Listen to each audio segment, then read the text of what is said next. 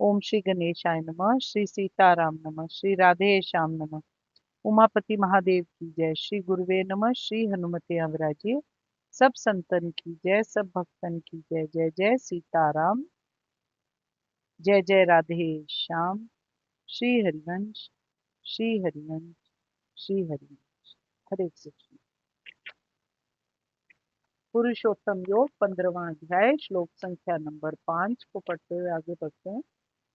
जिनका मान और मोह नष्ट हो गया है, जिन्होंने आसक्ति रूप दोष को जीत लिया है, जिनकी परमात्मा के स्वरूप में नित्य स्थिति है और जिनकी कामनाएं पूर्ण रूप से नष्ट हो गई हैं, वो सुख दुख नामक द्वंद्वों से विमुक्त ज्ञानी जन उस अविनाशी परम पद को प्राप्त होते। एक बार फिर से, जिनका मान और मोह नष्ट हो गया है, जिन्होंने आसक्ति रूप दोष को जीत लिया है, जिनकी परमात्मा के स्वरूप में नित्य स्थिति है और जिनकी कामनाएं पूर्ण रूप से नष्ट हो गई हैं, जिनकी कामनाएं पूर्ण रूप से नष्ट हो गई हैं।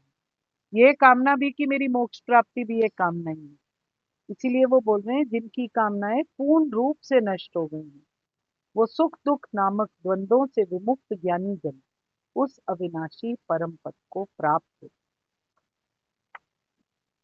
अभी तक हमने 9वें अध्याय में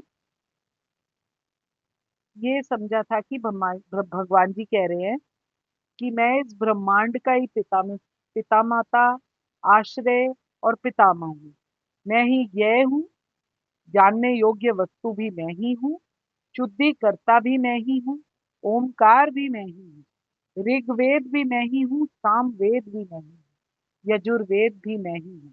इसका मतलब भगवान के अन्य कुछ और नहीं, समस्त विश्व परमात्मा से ही उत्पन्न है, तभी वो सब जीवों के जन्मदाता और पितामह ईश्वर परम पवित्र है। भगवान जी संपूर्ण जग को धारण करने वाले हैं, सारे कर्मों के फल को देने वाले भी परमात्मा ही हैं। माता पिता जिनसे हमारी उत्पत्ति होती है, मूल उद्गम उनका भी मैं ही, पवित्र ओमकार मैं ही, परमात्मा स्वरूप में मैं ही श्री कृष्ण हूँ। भगवान जी आगे बोल रहे हैं वेद भी मैं ही, फिर बोलते हैं कि मैं ही लक्ष्य हूँ, मैं ही पालन करता हूँ, मैं ही सबका स्वामी हूँ, मैं ही साक्षी हूँ, मैं धाम, शरण स्थली और उत्पत्ति और उत्पन्न और अत्यंत प्रिय मित्र केवल मैं ही हूँ। प्रलय और सबका आधार, आश्रय और अविनाशी बीज भी मैं ही हूँ। परम धाम जहाँ हमें जाना है वो भी श्री कृष्ण है। जो हम सबका भरण पोषण करते हैं वो भी हमारे स्वामी श्री कृष्ण है। जो हमारा शुभ अशुभ करते हैं, हमारा वास स्थान है, वो भी श्री कृष्ण है। जो शरण लेने योग्य हैं, सबका हित करने वाले हैं, जिससे सबकी उत्पत्ति होती है और फिर प्रलय भी हो जाता है, वो सब कुछ मैं ही हूँ। हमारा आधार, निधान वो अविनाशी परम तत्व है, वो परमात्मा है जिनकी वजह से हम हैं, और हमारी जो अस्तित्व है वो परमात्मा श्री कृष्ण के सिवाय और कुछ नहीं। जैसे धरती सूर्य से तपती है, जलाशय का जल इवेपोरेट होकर आकाश में चला जाता है, बादल बनकर पानी हमको देता है, वर्षा दुनिया का जीवन रखती है, सृष्टि कर्म वर्षा की वजह से चलता है। परमात्मा कह रहे हैं वो ऊर्जा भी मैं ही हूँ जो सूर्य रूप में तपता है, और बरसात भी मैं ही हूँ जो आपको भरण पोषण करता है। उसके आगे भगवान जी कहते हैं मृत्यु भी मैं ही हूँ, आदि अंत परमात्मा भी मैं ही हूँ, सारी क्रियाओं का कारण, सत असत अमृत सब कुछ मैं ही हूँ। भगवान जी बता रहे हैं अपनी ग्रेटनेस के बारे में, हमको बता रहे हैं कि हम सोचते हैं कि हम अपने घर को चला रहे हैं या इसकी रिस्पॉन्सिबिलिटी हमारी है। भगवान जी बता रहे हैं कि मैं तुम्हारी ये सारी रिस्पॉन्सिबिलिटी वाली जो मंशा है ना, उसको 2 मिनट में तहस नहस कर सकता हूँ। जो परमात्मा की शक्ति को नहीं समझते, वो या तो भगवान जी को भुलाकर संसार के भोगों को भोगने में लग जाते हैं, और जो लोग होते हैं जो आधा अधूरा ज्ञान रखते हैं भगवान जी के बारे में, वे पुण्य और पाप कर्मों में पड़े रहते हैं, और उनको होता है कि हमें किसी तरीके से स्वर्ग की प्राप्ति हो जाए। भगवान जी कहते हैं उनको स्वर्ग मैं दे देता हूँ। परंतु जो दोनों काम कर रहे हैं, ऐसे दोनों प्रकार के व्यक्ति दोनों ही अपनी एफर्ट्स में लगे हैं, परंतु उनके जो एफर्ट्स हैं वो दूषित हैं, वो कंप्लीट नहीं है।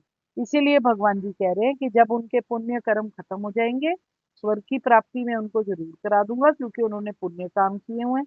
और फिर जब उनके पुण्य खत्म हो जाएंगे तो फिर मैं उनको वापस धरती पर जगत में जन्म मरण के गेड़े में वापस लाता रहूंगा, लाता रहूंगा, लाता रहूंगा।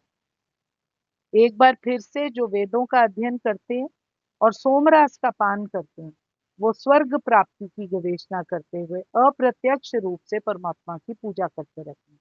वो पाप कर्मों से शुद्ध होकर इंद्र के पवित्र स्वर्गिक धाम में जन्म लेते हैं, जहाँ वो देवताओं का सा आनंद भोगते रहते हैं। और उसके बाद फिर वो वस्तुतः वापस आ जाते हैं। जो सत्य की कामना करते हुए श्री कृष्ण को भजते हैं, वो स्वर्ग की प्राप्ति चाहते हैं। उन्हें श्री कृष्ण स्वर्ग प्रदान कर देते हैं, पर सिर्फ तब तक जब तक उनके एकत्रित पुण्य चल रहे हैं। विशाल स्वर्ग के आराम को भोग कर जब उनके पुण्य क्षीण हो जाते हैं, तो वापस वो मृत्यु लोक में भेज दिए जाते हैं। इस तरह स्वर्ग की प्राप्ति हुए पुरुष को भी बार बार आवागमन के चक्कर प्राप्त होते रहते हैं। पुण्य का जो प्रभाव है वो उनको स्वर्ग में पहुंच जाता है बस। परमात्मा की प्राप्ति तो दूर की बात है। पर ये सब कुछ टेम्पररी टिकट है। उसकी वैलिडिटी तब तक ही है जब तक उसके पुण्य की अवधि चलती रहती है। जैसे ही अवधि खत्म होती है, वैसे ही वो वापस दुखालय शाश्वतम को भोगने के लिए जगत में वापस भेज दिया जाता है। अब हम पढ़ते हैं श्लोक संख्या नंबर 22। जो अनन्य प्रेमी भक्तजन मुझे, राम राम, जो अनन्य प्रेमी भक्तजन मुझ परमेश्वर को निरंतर चिंतन करते हुए निष्काम भाव से भजते हैं, उन नित्य निरंतर मेरे चिंतन करने वाले पुरुषों का योग क्षेम मैं स्वयं प्राप्त कर देता हूँ। एक बार फिर से, जो अनन्य प्रेमी भक्तजन मुझ परमेश्वर को निरंतर चिंतन करते हुए निष्काम भाव से भजते हैं। पहली बात, अनन्य प्रेमी भक्तजन होना चाहिए। अनन्य प्रेम उसको परमात्मा की तरफ होना चाहिए। फिर दूसरा, भगवान जी कह रहे हैं मुझ परमेश्वर को निरंतर चिंतन करते हुए, परमेश्वर मानकर निरंतर मेरा चिंतन करते हुए, निष्काम भाव से, निष्काम भाव से जो मुझे भजते हैं, उन नित्य निरंतर मेरे चिंतन करने वाले पुरुषों का योग क्षेम में स्वयं प्राप्त कर देता हूं। किंतु जो लोग, भगवान जी यहाँ पर बोल रहे हैं, हरे कृष्ण,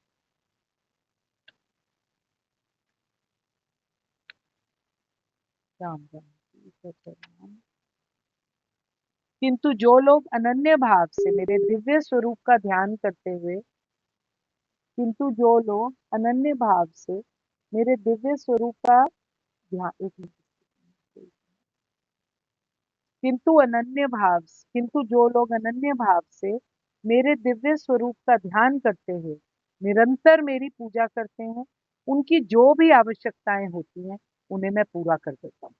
और जो कुछ उनके पास है, भगवान जी कहते हैं उनकी मैं रक्षा। क्या बोल रहे हैं भगवान जी? अनन्य प्रेमियों के बारे में बात कर रहे हैं। जो लोग अनन्य भाव से मेरे दिव्य स्वरूप का ध्यान करते हुए निरंतर मेरी पूजा करते हैं, उनकी जो भी आवश्यकताएं होती हैं उन्हें मैं पूरा करता हूँ। और जो कुछ उनके पास है उसकी रक्षा मैं स्वयं करता हूँ। जो एक क्षण के लिए भी परमात्मा भक्ति के बिना नहीं रहता, जो 24 घंटे श्री कृष्ण का चिंतन करता रहता है, श्रवण कीर्तन स्मरण पाद सेवन वंदन अर्चन दास्य सख्य भाव आत्मनिवेदन के द्वारा जो परमात्मा के चरण कमलों की सेवा में हर समय रत रहता है, उसको परमात्मा कहते हैं। वो मेरे ध्यान में हमेशा रहता है। ऐसे कार्य शुभ होते हैं और उससे हमको बल प्राप्ति होती है, हमारी आध्यात्मिक शक्ति पूर्ण हो जाती है, जिससे भक्त को आत्म साक्षात्कार हो जाता है। उसकी यही एकमात्र कामना रहती है कि वो भगवान जी का सानिध्य प्राप्त कर सके। इसीलिए वो हर समय निरंतर परमात्मा की भक्ति में लगा रहता है। ऐसा भक्त निश्चित रूप से बिना किसी कठिनाई के परमात्मा के पास पहुंच जाता है। इसी को हम योग के नाम से जानते हैं। एक बार फिर से, ऐसे कार्य शुभ होते हैं जो परमात्मा की तरफ, उनकी स्मृति में, उनके भजन तप उसमें लगाए रखें, और उससे हमको आध्यात्मिक बल मिलता है, जिससे भक्त को आत्म साक्षात्कार हो जाता है। अल्टीमेटली में भक्त की एक यही एकमात्र कामना होती है कि वो किसी तरीके से परमात्मा का सानिध्य प्राप्त कर सके। ऐसा भक्त निश्चित रूप से बिना किसी कठिनाई के भगवान के पास पहुंचता है। क्यों? क्योंकि उन्होंने पिछले श्लोकों में बताया था कि कुछ भक्त ऐसे होते हैं जो सोमरस का पान करते हुए भगवान जी का ध्यान करते हैं, फिर कुछ भक्त ऐसे होते हैं जो वेदों का ज्ञान हासिल करते हैं, कुछ भक्त ऐसे होते हैं जो पुण्य एकत्रित करते हैं। उनको केवल स्वर्ग प्राप्ति का मतलब भगवान जी कह रहे हैं।